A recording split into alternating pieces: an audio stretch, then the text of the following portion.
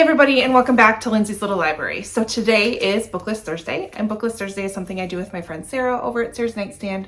We come to you every Thursday with some sort of book thoughts, ideas, recommendations, something bookish related. So today is a really fun one. So it's kind of got a bit of a spooky-ish vibe, but we're going to talk to you about what our perfect page-turning potion would be. So what elements in a book make it a book that we just can't stop turning those pages? What are the ingredients, if you will, that go into that? So I have a few of them, and here we go. Number one, biggest ingredient I love to see in my perfect page-turning potion is multiple points of view. I like to get an idea of the story through various characters' eyes. I think it adds to it. I think it helps give us a more complete idea of what might be going on. So multiple POVs is definitely in my potion. Next, I'm going to need some short chapters. It needs to happen. I know the book could be 1,000 pages long, and if they're short chapters, I don't know why, but I feel as though I'm making more progress than with longer chapters. Not to say I won't read a book with longer chapters, I'm just more drawn to books with shorter chapters.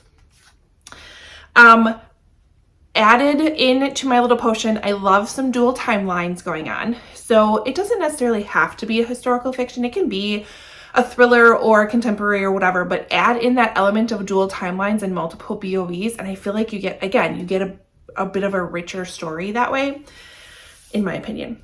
I love humor in books. Please make me smile, make me laugh, be a little snarky, be a little sarcastic, sprinkle that in throughout the story, and I think the potion's even better. The story's even better with some humor added in there. Same with, I appreciate a bit of sadness, a bit of missed opportunity, a bit of, some death in there isn't all that bad. Sounds bad. But I enjoy that too. And also I love a good book that has some good foreshadowing in it. It gets me hooked and makes me want to pick it up. So give me foreshadowing, short chapters, dual timelines, and multiple POVs, and I cannot stop turning those pages. So I do have some examples of some of these books that fit most of my potion, which is not surprising that I love every single one of them because it all makes sense now. So the first one I found that really hits most of these categories is Alice Feeney's Rock, Paper, Scissors. Oh, I didn't even talk about font. Font is it's kind of the extra topping of the potion. It's the extra oomph. If you give me a good font, I will be happy, and I'll give you my example. This is a decent font. This I can handle. This is good. Let me find you a not so good font. This font, not great. And maybe I shouldn't say font, but page spacing, margins, I don't know. Again, it could be just an illusion, but smaller font. These eyes are getting old. It's not always easy. So like I was saying, Alice Feeney's Rock, Paper, Scissors almost checks all of my boxes for the perfect page-turning potion. So we have multiple POVs. So we have Amelia and we have Adam within this book. We have very short chapters, maybe 2 or 3 pages a piece. We have the font and the spacing is delightful. Not dual timelines in this one. Slight humor in this one, bunch of foreshadowing in this one, and there might be death, or at least a mystery. There's a mystery element to this one. So this one hits quite a few of my perfect page-turning potion ingredients. Another one that tends to hit all of those marks is Abby Jimenez and a majority of her books. This is my next one to read. I'm so excited. I actually just got this back from a friend, and I was sitting in the car waiting for something, and I ended up reading the first couple chapters, and I'm already wanting to pick it up. So she tends to have multiple POVs. We have a lot of humor and a lot of snarkiness, yet we have some really heavy topics that tends to be covered in these. They're short chapters. The font and page layouts are appealing to me. Hits a lot of places. Foreshadowing, I can't recall if there's a whole lot of foreshadowing. But it hits, again, most of the other ingredients for my perfect page turning potion. I gotta stop saying that. All right, so a few historical fictions, again, that tend to hit that mark, that all have a little bit of, they're dual timelines, they're multiple POVs, there's definitely some drama associated with all of them. Short chapters aren't totally prevalent. I mean, Alice Network is pretty decent for chapter size. I think the address gets a little bit longer, but not horrible. And then The Life She Was Given, I don't know, I might have to take points away. This is some tiny font, yet still fantastic. So Life She Was Given by Ellen Marie Wiseman. Let me think.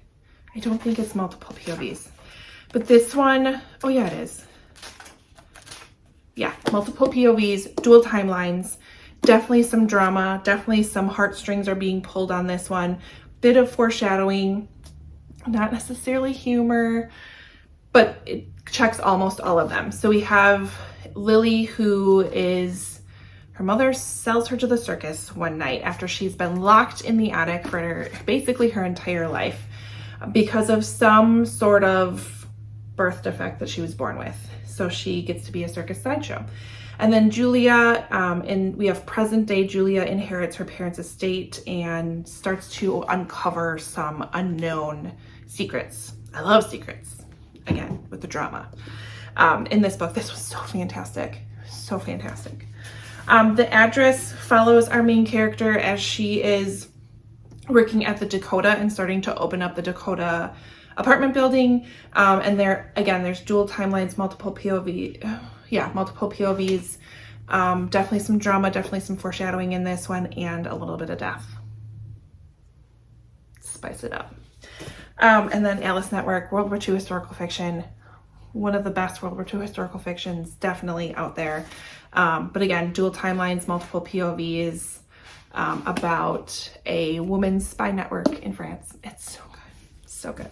So those are my definite perfect page turning potions for historical fictions. When it comes to thrillers or suspense books, sometimes you lose some of these things. This one, the Something in the Water, I can't remember. I didn't have that short of chapters. Nope. And there is a little bit of different timelines. There's definitely some foreshadowing. The very first chapter throws you right into this foreshadowing that's going to happen. It's suspenseful. It's a page turner. Font is decent. Like I said, not necessarily short chapters, but yet still keeps you going. I feel like at the ends of the chapters, I kept hanging on to something well, you can't just end it there. I had to keep going. So this one follows a couple, Erin and Mark. They are on their honeymoon in Bora Bora. They're just living life. They end up going scuba diving and they find something in the water. It's so good. The next one, my lovely friend Jennifer McMahon. So we've got decently short chapters, okay font. Yet you get multiple POVs that just kind of sends your head spinning a little bit as far as who can we trust, what's really happening, what's going on here. There's usually some sort of drama, scary, creepy, ghosty, paranormally, death-related subject involved. I feel like I don't think there's much humor in these, but for the most part, fantastic. And then we have my friend Chevy Stevens, which I haven't read in a while. I need to go back to her books again. But let me see. We have somewhat short chapters. The page layout is fantastic. Oh yeah, definitely short chapters. Page layout is fantastic. We have multiple POVs. We definitely have some drama and some death involved. This one is Those Girls. This is, I believe, 3 sisters who are living on a remote ranch in Western Canada where they work hard and try to stay out of the way of their father, One night, a fight gets out of hand, sisters are forced to go on the run, and it follows what happened. Definitely a fast-paced one, definitely foreshadowing, and definitely leaves you kind of like guessing what's going on. So another fantastic one. Anyways, that's a lot of books to talk about. But I find that once you figure out what elements in books you really enjoy, it's easier to find books that you're going to end up really liking.